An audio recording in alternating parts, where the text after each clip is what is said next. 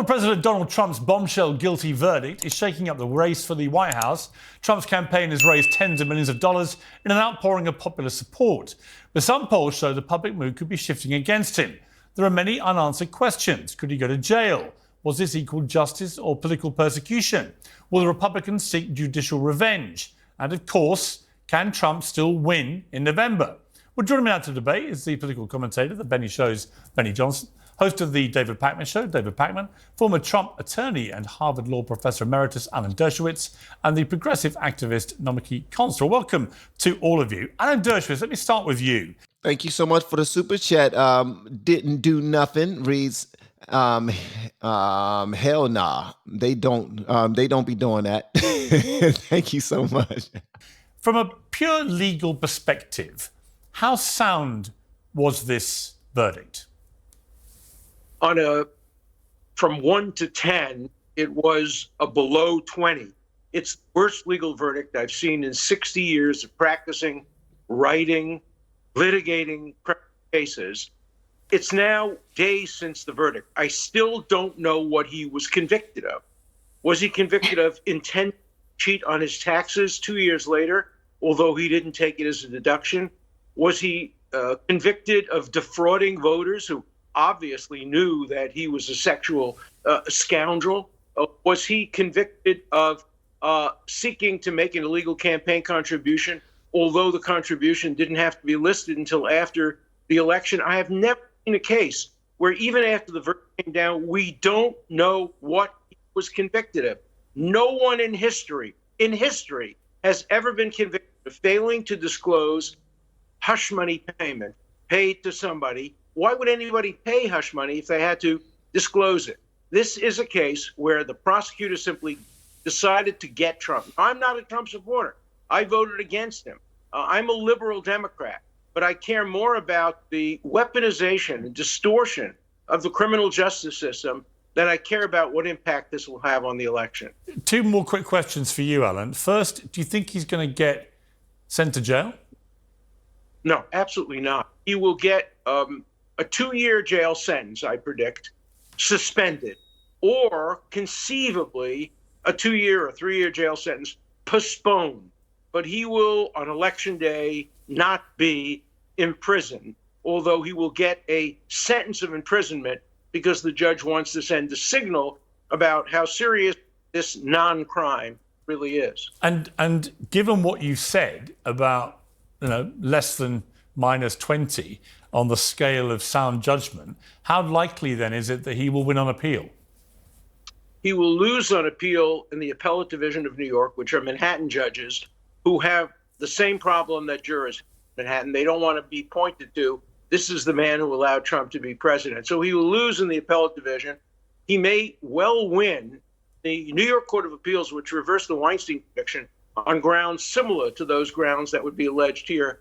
And if the Supreme Court were to take the case, he would almost definitely win in the Supreme Court because the instructions violate clear directives from the United States Supreme Court.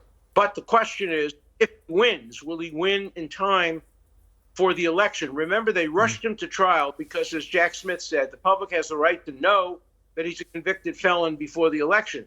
The same public has the right to know that that conviction has been reversed if it's going to be reversed before the election. The tragedy would be if Trump were to lose the election, then win the appeal, then we would be back to where we are today. Election denial, half the country would be dissatisfied with the result. That's the worst possible result. Losing the election, winning the appeal, and the appeal is won after the election is over. So I hope avoided. We have been teaching people how to grow online. It's been absolutely amazing. We have 3 people who have been able to reach monetization in less than 30 days. Growing YouTube channels, some from 0 people. We have one guy who had 2 subscribers before he started working with me. He started helping him. His views went up 4.8 million%. We're super excited. If anybody ever want to grow on YouTube, you reach out to me with the word coach. Okay. David Pakman, I saw you smirking quite a lot during what Alan was saying, but Alan, as he said, he's not a Trump supporter, and he is one of the most eminent lawyers in America. Does it not concern you the glee that currently is spewing out from every Democrat pore might be tempered by a pretty hard reality shock if it plays out the way Alan suggests. Well, I agree with much of what Alan is saying and not all of it. He's a lawyer. I am not. And to some degree, I don't even know why I'm here, but we can discuss that part later. But I think Trump's going to lose either way. And why do I think that? Because Republicans have lost everything since Trump won in 2016. 2018 was a disaster. Trump lost 2020. The red wave of 2022 led to Democrats getting a bigger majority in the Senate. The 2023 special off-year elections, every abortion-related referendum, it's been a disaster. So Trump's going to lose regardless. I don't know how much of an impact this verdict is going to have, but we know what he was found guilty of. You can say, well, I don't know that they should have brought the case. There is prosecutorial discretion. Hopefully we'll talk about that with regard to Hunter Biden as well. You can say the judge should have recused himself because he made a $35 donation to Act Blue. But to succeed on appeal, you have to point to something the judge actually did that's problematic. And the lawyers I've spoken to can't really point to anything. So I think Alan makes some good points. I just don't see this as the crazy controversy that some are making it out to be. Well, let me explain why I think it might be. Is that I can just see how this plays out. Is that if Trump was to lose, last time in 2020, he went on a ridiculous campaign of trying to say the election was stolen. He's never produced any evidence to corroborate that. It was ludicrous. This time, he's going to have, and by the way, we have the backdrop of the Hunter Biden case going on, where the laptop story, which was suppressed by social media, let's not forget, which could have had a material impact on that election, that is all going to get reminded into people's heads that actually, that story was suppressed, it shouldn't have been, and could have had an impact. So you're going to have that as the backdrop for this. But if Trump was to lose it by a marginal amount, which it often tends to be these days, and I'm not even sure he'll lose, by the way, but if he does, he's going to sit back and go, well, it was literally stolen by this ridiculous prosecution. And I've been asking Democrats the same thing the whole time, really, which is when you look at this in the round, you've got Bill Clinton, who, while he was president, had sex with an intern in the Oval Office. You've got Bill Clinton, who paid off Paula Jones $850,000 for settling a sexual harassment case. While he was president, it didn't happen while he was president, but he paid her off while he was. None of that led to a criminal prosecution. And I would think many Americans, if they're just out of the toxic tribal loop, would go, well, surely even the Paula Jones one sounds a lot worse than a consensual fling with Stormy Daniels 20 years ago. So they will see a double standard and they will shout a double standard, and Trump will martyr himself at the altar of double standard, and he will have, I would say, a really compelling case where a lot of people who didn't agree with him about 2020 being nicked are now going to look at him and go, he's got a point. Yeah. The flaw is that... Yes, everything that they're saying, everything Piers Morgan just now said made so much sense as to how he could potentially get off. But, bro, they are stacking up a lot of stuff against this dude, man. They're going after his gun license. They're trying to remove his security. They're trying to take his, what you call it, Secret Service protection. They don't want him to have Secret Service with them anymore. Bruh, are they trying to, open up the floodgates so something could happen? Lisa Marie, it wasn't this video that we're checking out right now that you sent me. It was another one. The one about why is nobody talking about this? That's the one I want to introduce to the audience after we discuss this right here. But what they're doing right now to Trump, it's not good, bro. It's not good. It's not looking good at all. I'm trying to be as optimistic as possible. And it sucks that when I do come around to supporting Trump, that all of this stuff is going on. But it's a lot to learn. So I'm just listening more than anything, but I will add my 2 pennies when I feel it's necessary. Let's go. There was nothing illegal about Bill Clinton settling that lawsuit, and they were not campaign contributions disguised in this way, which was determined to be criminal. I think Trump will make himself a martyr either way. He's a victim of the system of elections being rigged. He's a victim of the justice system being rigged. He's a victim of the media rigging his microphone and the temperature in the debates. He's always going to be a victim of everything. They've lost everything since 2016, Piers. David Pakman is an asshole, bro. He's a hilarious. I think he's funny, man. I like that he stick to his position, which is cool. But he's been coy right now. He's like, Donald Trump complains too much. Every time you look around, something's being rigged. The AC system, the heat is being rigged. Like, but honestly, Trump is telling the truth, man. Like, y'all are a bunch of cheaters. Y'all are. This whole trial is BS, but nobody on that side will admit to it. It's like, well, if it's legal, it's illegal. If it's illegal, it's illegal. You know what I mean? Just like turning on red when they got a sign that say no turning on red.